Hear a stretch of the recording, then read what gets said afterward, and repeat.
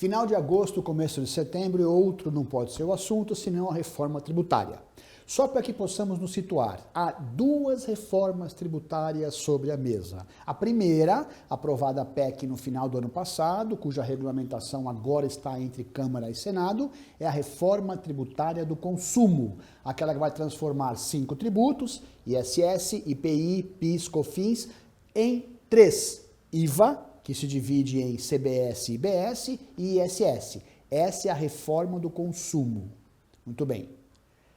Para e passo a ela, a Fazenda indicou um novo texto da reforma tributária da tributação das pessoas jurídicas, das pessoas físicas, que é a reforma tributária do imposto de renda. Vamos a ela agora.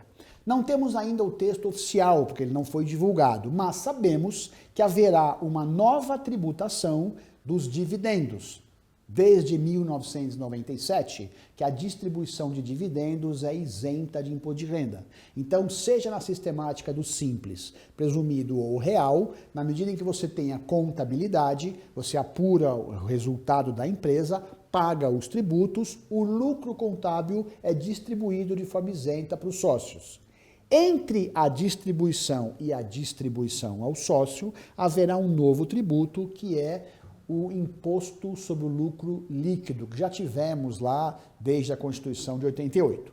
Então, haverá um novo tributo que alcançará a distribuição de dividendos. Isso muda toda a estrutura das empresas, na medida em que hoje, em geral, as pessoas jurídicas acabam por escolher um prolabore até que reduzido e a distribuição mensal de dividendo acaba sendo isenta de imposto de renda. Isso muda. Distribuir lucro para os sócios trará a tributação que deve gravitar na casa de 15% a 20% como alíquota. Muito bem, a regra desta tributação não é assim tão simples. Distribuído o lucro, tributa. Não, é muito mais complexa do que isso. E ela remete a uma regulamentação de um decreto-lei da década de 70. Decreto-lei, antes da Constituição.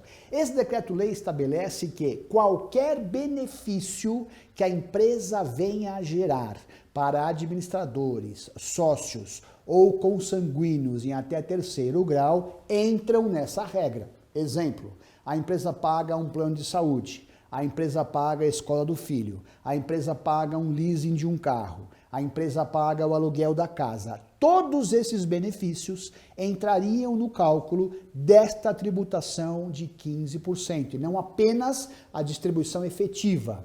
Da mesma forma, seria tributado por esse novo imposto de renda na fonte da distribuição de dividendos, qualquer tipo de movimentação no capital social, redução de capital, aumento de capital com redução futura, essa movimentação do capital da empresa também entraria nessa nova tributação. Aguardamos que esse texto seja apresentado nas próximas semanas, que seja encaminhado então pelo Executivo ao Legislativo, para que possamos ter detalhamento dessa forma de nova oneração. Não é uma boa notícia, fique atento para isso e se programe para essa nova imposição que haverá ainda esse ano.